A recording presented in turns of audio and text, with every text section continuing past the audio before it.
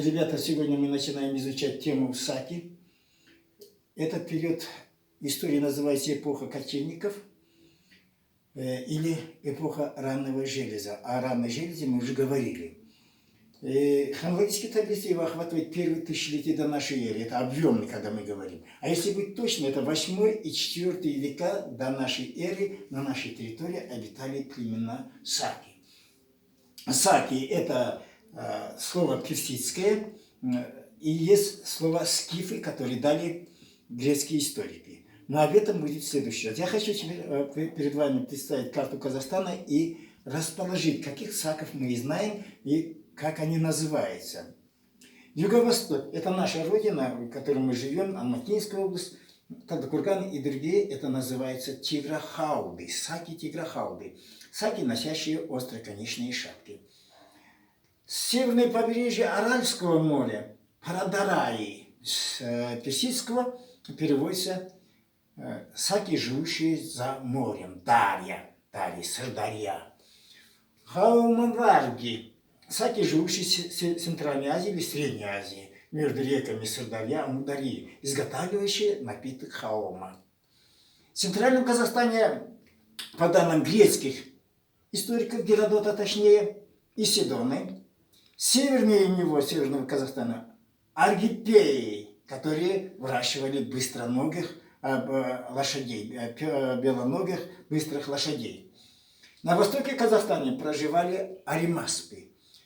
Арима – один или диск, охраняющий золото.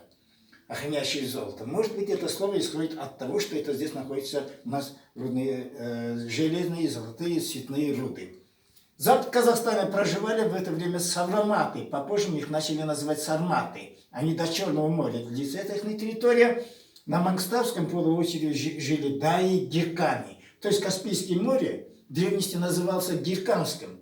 Поэтому иногда мы их называем Каспиями. Вот так вот она расположена. И эту карту вы сами рисуйте и запоминайте, где кто находился. И хронологию тоже.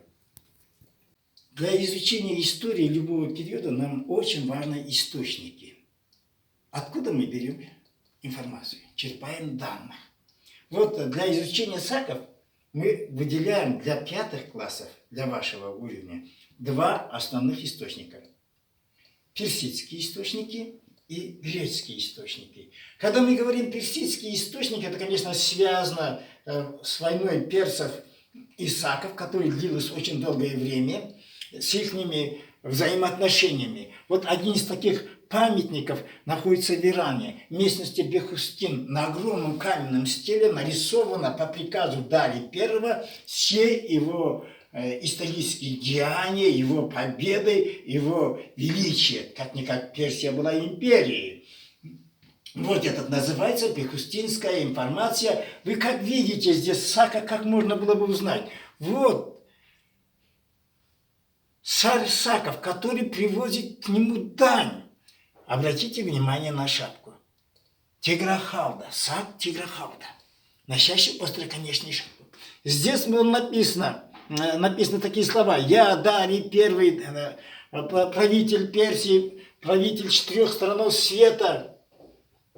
Вот, и ко мне даже подчинились саки, они привели своих подданных для службы мне. То есть, после 519 года до нашей эры, после сражения с Дарией, саки обязались поставлять свои войска на стороне Персии, когда он будет воевать против других. Так у наши предки далекие, саки оказались в Греции, когда воевали парсы с греками. Основательным трудом саков является еще труд Геродота «История».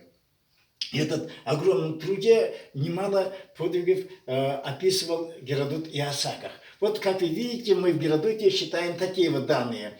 Томирис и Кир, 529 год до нашей эры. Вот этом картинке, как видите, Томирис, царица саков, несет голову отрубленного Кира, чтобы бросить кровь и произнести свои знаменитые слова. Ты жаждал крови, ты так напейся его до ста. То есть это исторические данные, которые мы знаем, что Томирис была, Было это сражение, была это война огромная, и Кир в первом походе в 529 году потерпел поражение. Еще один грецкий историк, который пишет о саках, это Полиен. В него он описывает подвиг Ширака. Он связан вот с этой картинкой. Когда Дарий спустя десятилетия после Кира пришел опять в сакские земли, пастух по имени Ширак, вот этот, разрезав себе в разных местах, пришел к Дарье и сказал, что он поведет таким путем окольным, что они быстро разгромят саков, так как они его изродовали. А в самом деле Ширак загнал их в пустыню. Дарий ушел оттуда еле живым. История с этим и не заканчивается. Один из информации о саках сохранено в походе Александра Македонского в Средней Азии в 330 году до нашей эры, это 4 век до нашей эры.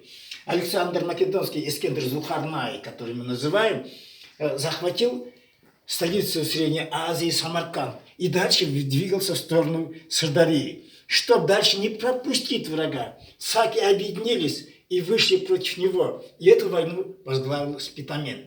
Про Спитамен, вот как вы видите, поставили такой огромный золотой памятник. Народ не забыл. Вот это все называется первоисточники. Спасибо за внимание.